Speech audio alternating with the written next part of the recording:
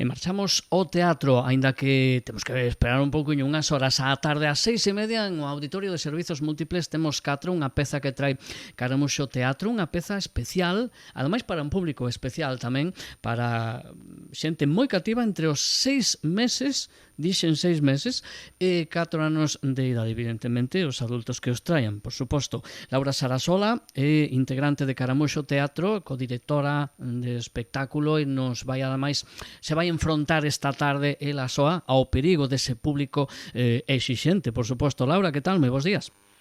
Moi ben, pois moi bons días igualmente a vos. É un reto porque é un público, imagino que exixente, dos que se non lles gusta algo protestan, pero que ademais hai que captar a súa atención e, bueno, o que dura o espectáculo, imagino que pois é unha exixencia, non? Para o artista, neste caso para ti. Pois sí, nos creamos espectáculos de primeira infancia que duran sobre media horiña e hai que aguantar a atención esa media horiña porque senón estes, como non lles gusta, está claro que ou van a facer pis 5 veces, sabes? Ou se poñen a falar ou invadir o escenario, entón sí que é certo que hai que intentar manter a atención durante ese ratiño. Entón, eso é algo que levamos facendo varios espectáculos e neste, pois, por suposto, esperemos que suceda tamén. E exactamente, sin spoilers, evidentemente, en que consiste este catro que os hai presentades? Pois mira, Catro realmente forma parte dunha triloxía de espectáculos para a primeira infancia que empezamos con Redondo. Bueno, trata así como a excusa un pouco son as formas xeométricas, pero en realidade falamos un pouco do descubrimento do mundo, non? De como pois os nenos máis pequechiños pois descubren as formas, as texturas, os sons. Nos intentamos sempre en cada espectáculo de primeira infancia achegarnos ao seu mundo para que eles entendan unha linguaxe da que viven día a día, pois eso, na escola infantil é unha casa e buscar unha linguaxe xeitada a eles que realmente bailar, tocar, revolcarse, sabes, quero dicir, buscar así unha onda radiofónica, se que estamos na radio, para que eles capten a atención e non lles esteas falando, pois eso, nun idioma que non entenden. Eso é fundamental para nós nas creacións deste tipo de espectáculos de liña de primeira infancia, non? Temos moi presente como crear para manter a atención, que é fundamental, como dicías ti. E por que un público tan... Vos gustan estes espectáculos para un público así? Digamos, eso ten que ter tamén, para vos ten que ser un reto, pero unha satisfacción total. Pero por que ese público? Pois mira, isto realmente empezou no 2003, cando en Galicia se fixo por primeira vez un espectáculo para nenos tan pequechos. Isto sí que se facía a nivel nacional, igual en Madrid, que, bueno, xa levaban algúns anos, pero aquí era unha cousa moi estrana e agora parece así como raro, pero moitos programadores e incluso profes pois dicían, pero que un espectáculo para nenos tan pequenos non vai funcionar, non se van enterar, non como vas manter a atención, non?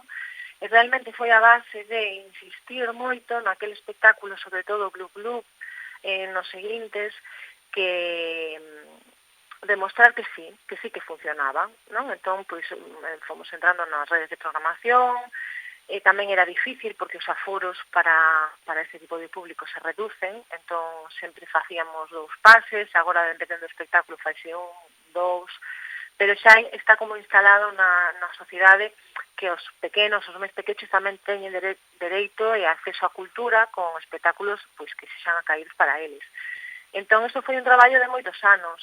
Nos empezamos no 2003, agora hai moitísimas máis compañías, incluso hai moitas programacións específicas. En Galiza, a verdade que non hai moitísimas, pero sí que hai. En Coruña temos mesmo a de Bebescena, ¿no? Que nos fixemos tamén unha aposta por mantela durante, bueno, varios cambios de goberno que houbo. Entón, sempre estivemos aí non só traballando na escena, sino na loita de manter este tipo de actividades. E a verdade agora que creemos que sí que é unha demanda social. Eu, cando tiña o meu neno, había moi pequeñas cousas para leválo cando era pequeno e agora a verdade que o abano é moito máis grande. E iso tamén nutre as propias compañías, as redes, e o público, por suposto, que é o fin último, non, para que traballamos. E dicir que tamén os programadores agora están máis metidos e máis comprometidos con este público e con espectáculos para este público. Sí, aparte, quero dicir, hai unha evolución tamén no sistema educativo, nós sempre fomos da man bueno, pues de profes e de técnicos, porque tanto Juan, que é técnico en educación infantil, como eu, que son mestre de primaria, sempre estivemos en contacto coa escola, non? Traballando dentro e indo pois a moitos coles con actividades pois de espectáculo e despois con actividades de mediación, falando de por que fixemos este espectáculo, como traballamos para que funcionara cos nenos. Entón, todo ese traballo final tamén forma parte de como creas para este. É unha aposta, realmente foi unha aposta pola arte, non? E pola cultura para os nenos máis pequenos. Despois todo ese bagaje que nós tamén tivemos de dar clase en moitos coles, como actividades extraescolares ou ben con cursos de formación de profesorado, no meu caso, tamén te vai dando claves de por onde tes que ir traballando. Despois a nivel científico tamén, pois eso, a neurociencia, a neurocultura, vai un pouco respaldar que nos íamos contando de que a arte pois é unha canle tamén de aprendizaxe de será bastante desaproveitada por outro lado nos centros educativos cada vez máis, pero bueno, eu creo que ainda falta bastante. Entón, pois, bueno, ás veces tamén pois eu participei, por exemplo, con a Universidade de Lugo, con profes de formación de infantil para, pois, como fago unha dramaturgia para un neno tan pequeno. Bueno, pois, a nós, non? Nos funciona facer estas cousas, pero sobre todo é ser capaz de manter a atención. Eso é o fundamental. Se ti non mantes a atención, por moito que despois queras ensinar ou transmitir algo, é moito máis complicado. E en todo isto non só nas obras en sí, na representación en cada unha delas, senón tamén a hora de eso, pois de conseguir pois popularizar, digamos, o xénero e este tipo de espectáculos, que papel ou que grado de complicidade teñen as familias, porque os vosos espectáculos, os maiores, os de 4 anos aínda, pero os de 6 meses teñen que ir acompañado si ou si dun adulto. Tamén hai que fidelizalos a eles e a elas, non? Sí, a ver, nos intentamos crear en cada espectáculo, xa nos de primeira infancia, por suposto, pero en xeral, ter uns estímulos visuais e unha música moi seleccionada que cree pois unhas imaxes moi bonitas de ver, non só para o neno, senón tamén para o adulto, que o adulto tamén forme parte do espectáculo e disfrute del e despois tamén lle sirva para falar despois con neno. Pois mira, a min me gustou isto, ou isto foi sorprendente, ou que che pareceu este momento, ou esta música que é divertida para facer algo en casa.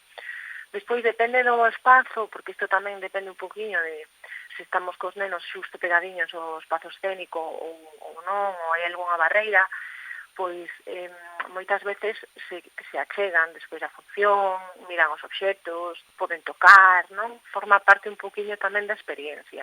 Eso se podemos, facémolo sempre, porque é unha curiosidade que hai que cumplir.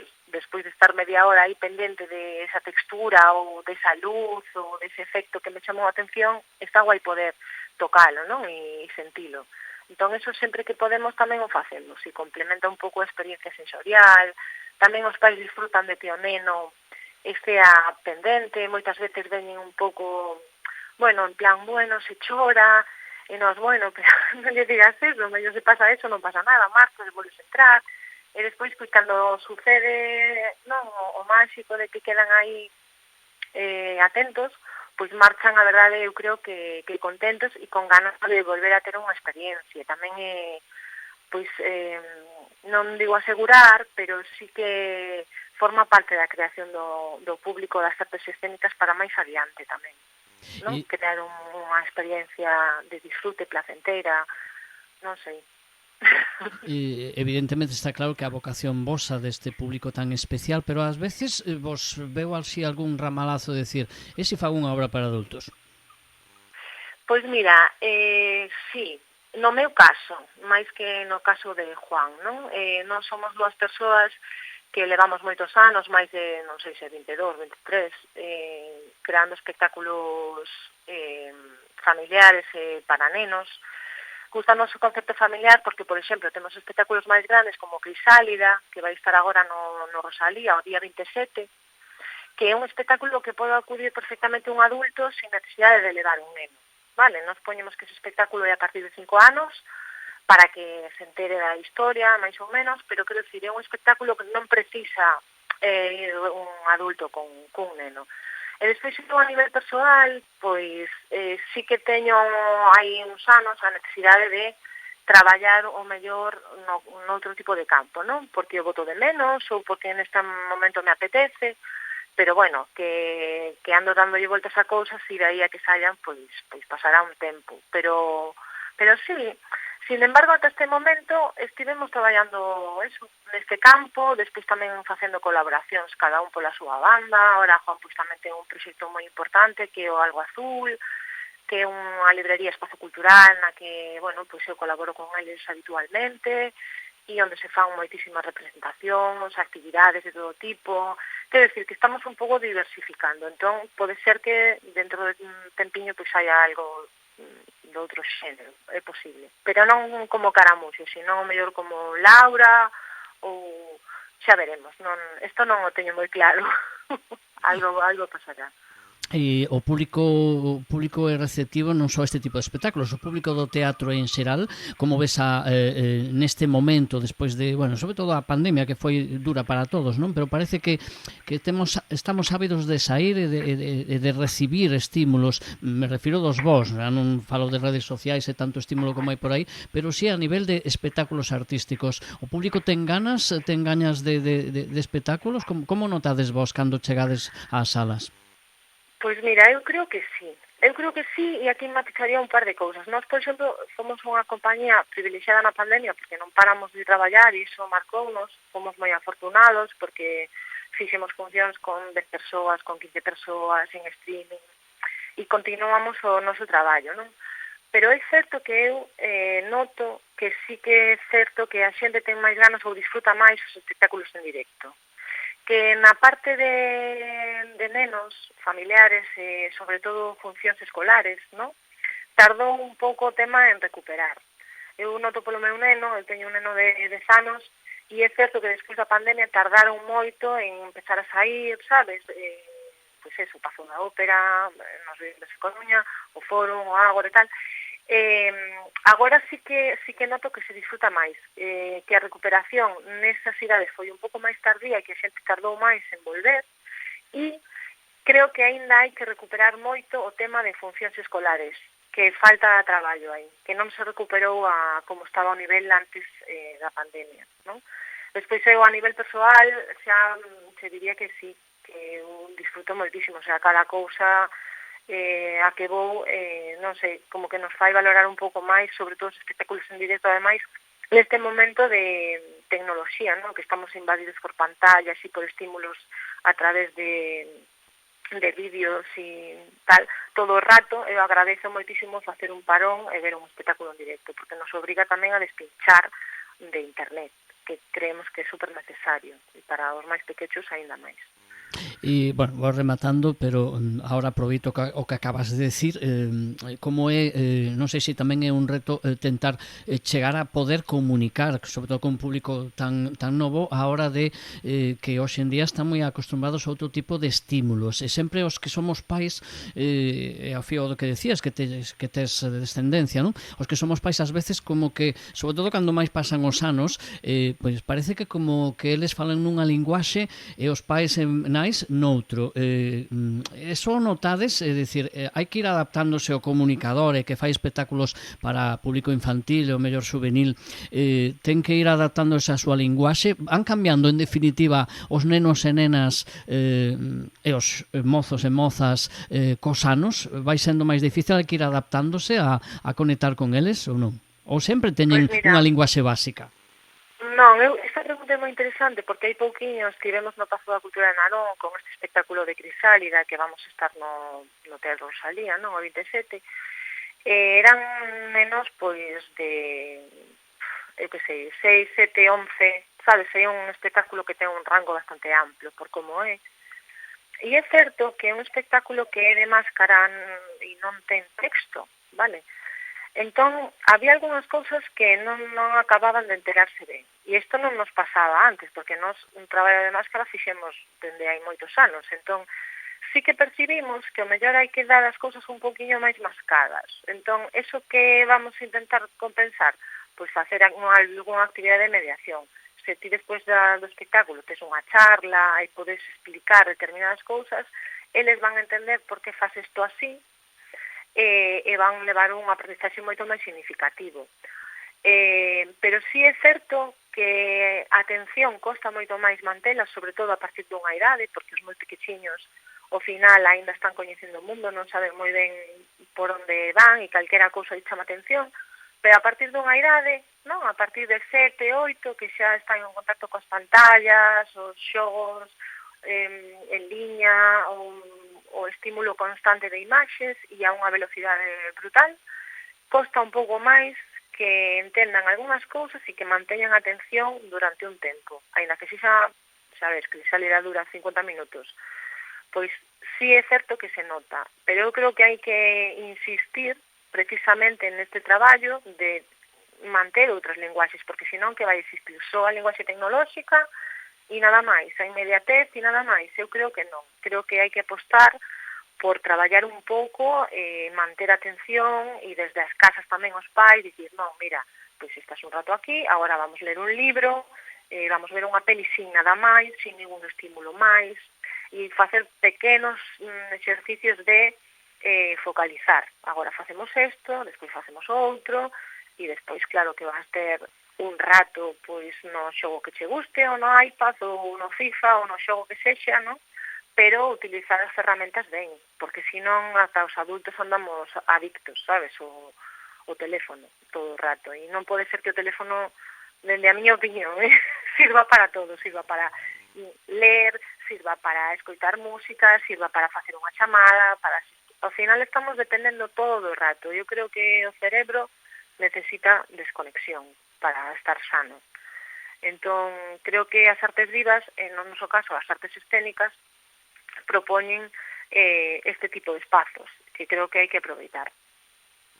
Imos rematar esta entrevista con Laura Sarasola, que esta tarde se enfronta ao público dende 6 meses a 4 anos con 4 esta peza que nos presenta Caramuxo Teatro no Auditorio de Servizos Múltiples, con entrada aberta a todo o mundo ata completar o aforo. Antes insinuabas un poquinho, Laura, falabas de próximos espectáculos. Como está esa axenda?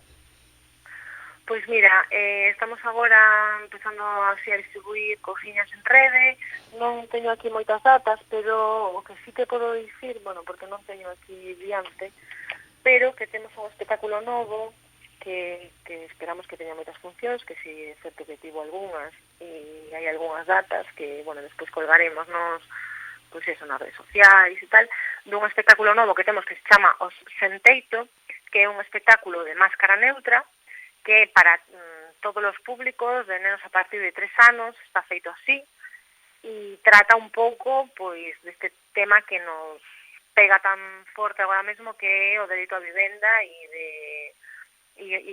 bueno, a historia é de dúas persoas que directamente non poden acceder a unha casa, entón viven na rúa, non? Viven na rúa nos seus contenedores, teñen un espazo, de repente chega un día a outra que quere situarse no mesmo espacio que o seu contenedor, e, bueno, teñen aí unha serie de conflictos, é unha comedia para pasalo ben, pero é certo que ten un fondo tamén aí que dá para debate, despois debate familiar, porque nos consideramos que os nenos teñen que ser conscientes tamén da sociedade na que viven. Entón, é un pouco o motor dos nosos temas de traballo e tal. Pois, Laura, moitísima sorte. Estamos seguros aquí en Culleredo, o tema do teatro parece que está moi institucionalizado e a xente, pois hai un público fiel e vai encher seguro, e sobre todo cando as propostas son para público familiar, pois servizos múltiples. Moitos éxito con este espectáculo e moito éxito cos vosos proxectos. Esperamos pronto volver a falar aquí en Radio Culleredo. Un saúdo, gracias. E, por certo, teño que decir públicamente a Laura, gracias, porque o tema da entrevista técnicamente nos foi bastante complicado conseguila hoxe, así que moitísimas grazas pola túa paciencia. Nada, non te preocupes, moitas grazas a vos e vémonos cando queirades. Veña, unha aperta.